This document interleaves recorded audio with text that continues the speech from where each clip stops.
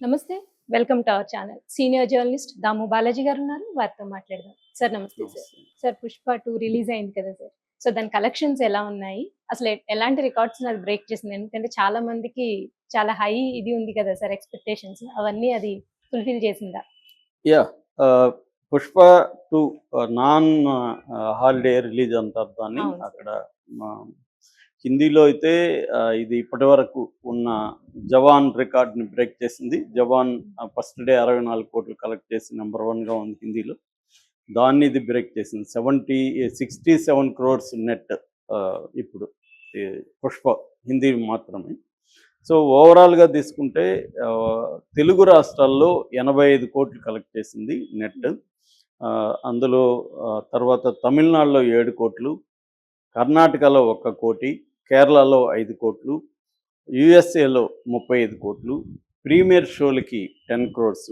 ఓవరాల్‌గా ఇప్పటివరకి మనకు అందుతున్న సమాచారం ప్రకారం ఇంకా అఫీషియల్‌గా అనౌన్స్ చేయలేదు కానీ మొత్తం ట్రేడ్ పండిట్స్ గ్యాదర్ చేసిన సమాచారం ప్రకారం నెట్టే 200 క్రోర్స్ దాటేసింది.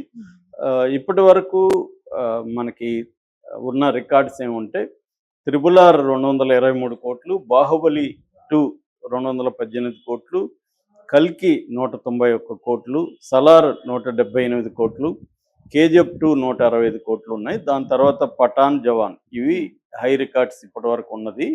దీన్ని ఇది బ్రేక్ చేస్తుందని చెప్తున్నారు. మొత్తంగానే అఫీషియల్ కలెక్షన్ వస్తే దాదాపు 250 కోట్లకి ఇది వెళ్ళే అవకాశం ఉంది. సో ఇది 'త్రిబుల్-ఆర్'ని, 'బాహుబలిని' కూడా దాటేసి నంబర్ 1 పొజిషన్లోకి వెళ్తుంది. ఈరోజు ఈవినింగ్ లోపల మనకి డేటా వస్తుంది, పక్కా డేటా. ఇప్పుడున్న ప్రిడిక్షన్ ప్రకారం 250 కోట్ల వరకు ఇది ఫస్ట్ డే కలెక్షన్ అనేది ఇప్పటికైతే మనకి ఆల్రెడీ గెస్ట్ చేసిన దాని ప్రకారం 200 కోట్లు దాటేసింది.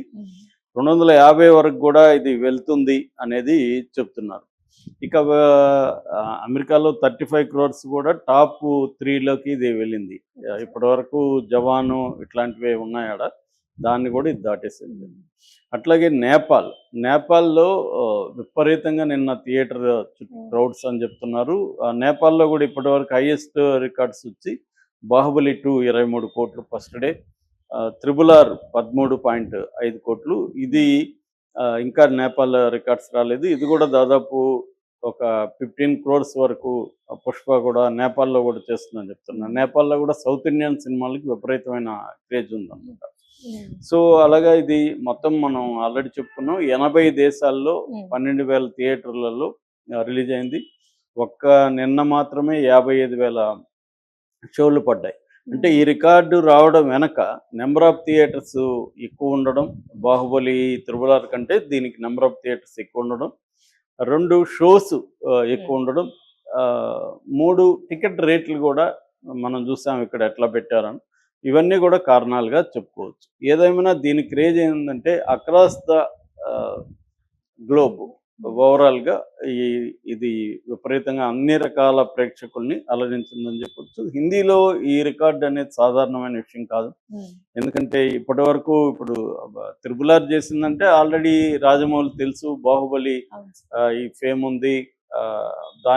రెండోది దాని 'బాహుబలి' బ్యాచ్ కానీ లేకపోతే 'త్రిబుల్-ఆర్' టీం కానీ వీళ్ళు పబ్లిసిటీకి పెట్టిన డబ్బులు కూడా మామూలు విషయం కాదు.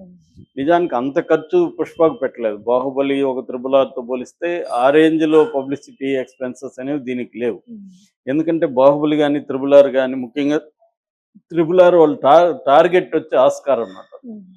అందుకని వాళ్ళు ప్లాన్డ్గా అసలు స్క్రిప్ట్ దగ్గర నుంచే దానికి ఆస్కార్కి సెలెక్ట్ అవ్వాలంటే ఆస్కార్కి సెలెక్ట్ అయిన సినిమాల లిస్టు తీసుకొని ఆస్కార్కి సెలెక్ట్ అవ్వాలంటే ఎటువంటి థీమ్స్ ఉండాలి, ఇవన్నీ కూడా స్క్రిప్ట్కి ముందే వాళ్ళు ప్లాన్ చేసుకున్నారు. స్క్రిప్ట్కి ముందే వాళ్ళ ఉద్దేశం ఆస్కార్లో మనకు అవార్డులు రావాలంటే ఏ కైండ్ ఆఫ్ థీమ్స్ ఉండాలి. అందుకనే వాళ్ళు హిస్టారిక్గా వెళ్ళి ఒక దేశ స్వాతంత్ర ఉద్యమంలో పాల్గొన్న ఇద్దరు వేరు కాలాల్లో ఉన్న వాళ్ళని కలపడం, ఇవన్నీ కూడా ప్లాన్డ్గా వాళ్ళు ఆస్కార్ను ఉద్దేశించి ప్లాన్డ్గా చేస్తారు. దానికి తగినట్టే కాస్టింగ్ అవన్నీ పెట్టుకున్నారు. దానికి తగినట్టే పబ్లిసిటీ కూడా ముందు నుంచి ప్లాన్ చేసుకుంటూ వెళ్ళారు. ఆస్కార్లో కమిటీలో 10,000 మంది ఉంటే ఆ 10,000 మందిని వీళ్ళు అప్రోచ్ అయ్యి వాళ్ళని ఇన్వాల్వ్ చేయగలిగారు. సో ఇంత దాదాపు 80 నుంచి 100 కోట్ల వరకు ఒక పబ్లిసిటీకే ఖర్చు పెట్టారని చెప్తున్నారు. పుష్ప 2కి ఆ రేంజ్లో ఖర్చు పెట్టలేదు. పుష్ప 1తో పోలిస్తే దీన్ని బాగా పెట్టారు కానీ బాహుబలి త్రిబుల్ ఆర్తో పోలిస్తే అంత పెట్టకపోయినా కూడా ఇదేంటంటే ఒక రకంగా మౌత్ టాక్ వెళ్ళింది. అందుకనే రాజమౌళి కూడా పుష్ప 2కి పబ్లిసిటీ అక్కర్లేదు, పబ్లిసిటీకే ఇది కావాలని ఎందుకు చెప్పాడంటే వీళ్ళు పబ్లిసిటీ చేయకుండానే దీనికి మౌత్ టాక్తో వెళ్ళిపోయింది. అట్లాగే ట్రైలర్ కానీ వీళ్ళు రిలీజ్ చేసిన సాంగ్స్ కానీ ఇవన్నీ కూడా ప్రజల్లోకి బాగా వెళ్ళిపోయినాయి. ఎందుకంటే పుష్ప 1 పెద్ద హిట్ అయింది కాబట్టి ఆ సాంగ్స్ ముఖ్యంగా విపరీతంగా వేల లక్షల మంది రీల్స్ చేశారు ఏంది అక్రాస్ ఇండియా అనమాట. సో అందువల్ల పుష్ప 2కి ఆ క్రేజ్ ఏర్పడింది. రెండోది ఏంటంటే ఈ కైండ్ ఆఫ్ ఒక డౌన్ ట్రాడన్గా ఉన్న వ్యక్తి, ఒక మామూలు కూలీ, ఒక ఒక స్మగ్లింగ్ సామ్రాజ్య కింగ్గా మారే ఒక థీమ్ కూడా ముఖ్యంగా మాస్ అంటాం కదా శ్లోకాల్లో, మాస్ కావచ్చు, లంపెన్ ఇది కావచ్చు, కూలీలు ఇలాంటి వాళ్ళకి ఇది కనెక్ట్ అయింది.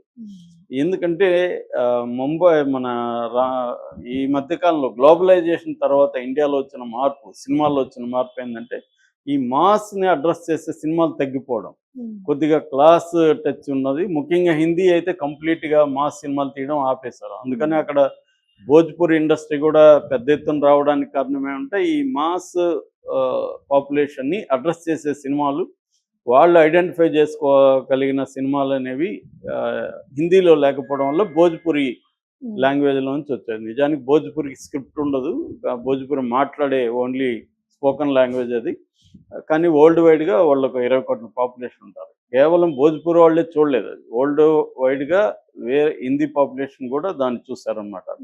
ఆ రకంగా ఇది మాస్ పాపులేషన్లోకి పుష్ప 2 కూడా వెళ్ళడం వల్లే ఇంత పెద్ద హిట్ అయింది. అందుకని మనకు పాట్నాలో పుష్ప 2 వాళ్ళు మీటింగ్ పెట్టినప్పుడు ఏ రేంజ్ హిట్ అయిందో మనం చూసాం. సో ఆ మీటింగ్, సో అందువల్ల ఇప్పుడు నార్త్ ఇండియాలో కూడా ఈ స్థాయి కలెక్షన్ రావడానికి వెనక ఈ నేపథ్యం కూడా ఉంది. మనకి ఇప్పుడు షారుఖ్ ఖాన్ వీళ్ళు కానీ ఈ కైండ్ ఆఫ్ మాస్ సినిమాలు అనేవి వాళ్ళు తీసే పరిస్థితి లేదు ఖాన్స్. అందువల్ల చాలా ఆశ్చర్యకరంగా మనం ఎవరు ఊహించలేదు. ఇప్పటి వరకు ఏంటంటే ప్రభాస్ అంటే బాహుబలి ఎఫెక్ట్ కాబట్టి ఊహిస్తారు, అక్కడ రాజమౌళికి ప్రధాన పేరు వచ్చింది. దాని ఎఫెక్ట్గా ప్రభాస్కి టాప్లోకి వెళ్ళిపోయాడు, కాన్స్లో టీంలోకి ప్రభాస్ వెళ్ళిపోయాడు. అయితే ఇతనికి ఇప్పటి వరకు సుకుమార్ కూడా పాన్ ఇండియా సినిమాలు ఏవి తీయలేదు, ఇతను కూడా పాన్ ఇండియా సినిమాలే కాదు 500 క్లబ్ కూడా ఇప్పటి వరకు అల్లు అర్జున్ పేరుతో లేదు. అట్లాంటిది ఇది ఒక పెద్ద లీప్, ఒక పెద్ద గెంతు అని చెప్పొచ్చు అల్లు అర్జున్ కెరీర్లో. సో అది ఓన్లీ ప్లాన్ చేసుకుంటేనే వచ్చింది కాదు, చాలా హార్డ్ వర్క్ కనబడుతుంది. మనం సినిమా నిన్న రివ్యూ కూడా చెప్పాను, సినిమా చూస్తే కంప్లీట్గా అల్లు అర్జున్ మోసాడు సినిమాని క్లియర్గా. అంటే సుకుమార్ క్లవర్ స్క్రీన్ ప్లే అవన్నీ ఉన్నా కూడా అల్లు అర్జున్ లేకపోతే ఈ సినిమా ఈ స్థాయిలో ఆడేది కాదు, ఆ స్థాయిలో కన్విన్స్ చేయగలిగాడు. మనకు సినిమా చూస్తున్నంతసేపు అల్లు అర్జున్ గుర్తురాడు, క్యారెక్టరే పుష్పరాజ్ అనే క్యారెక్టరే గుర్తొస్తుంది. అంతగా ఇన్వాల్వ్ చేయడం కానీ, ముఖ్యంగా జాతర దీంట్లో అతను వేసిన స్టెప్స్ కానీ అవన్నీ కూడా